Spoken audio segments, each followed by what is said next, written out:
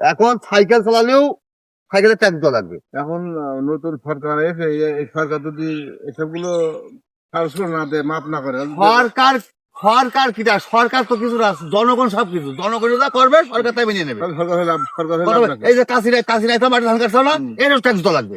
তাহলে আমরা যদি ট্যাক্স পণ্য এটা গ্যাস লাইট না, এরও ট্যাক্স দেওয়া লাগবে। কেননা দেশের যে ঘাটতি, সবাই মিলে যদি 1 টাকা করে দেওয়া হয়, তাহলে এই ঘাটতিটা পূরণ হবে। রাইতে ঘাটতি পূরণটা করবো কিরকম করে? সব জিনিস ট্যাক্স দিয়ে চলি, তাহলে তো আমাকে সংসার চলবে না। এই কথা ওদের সবকিছু হাসিনা নিয়ে চলে গেছে, এ নিয়ে চলে গেছে, ও নিয়ে চলে গেছে, তাহলে এই ঘাটতিটা এ তো ধরো নিয়ে চলে গেল, তো আমাকে তো ক্ষতি। তাহলে সবাই মিলে আমরা চাচ্ছি কি 1-2 টাকা করে দিয়ে এই ঘাটতিটা পূরণ করে তারপরে আবার সুন্দরভাবে বাংলাদেশটা করতে চাচ্ছি আমরা। তাহলে এখন আমাদের এই হালেতে যা আছে, কাছে কাছে দৌড়ি মরি যা সব সরকার নিয়ে দেরি করে তুই দিকে বাড়ি, আর আমরা এই পথে পথে খুঁজে পাই বাংলাদেশ দেখাই। হ্যাঁ, এখন দেখো, এখন চালাও, তুমি দিলে দিলে, না দিলে করার কিছু নেই। এই বছর মাফ করে দাও, আগামীতে দেখা আচ্ছা ঠিক আছে, এইটারে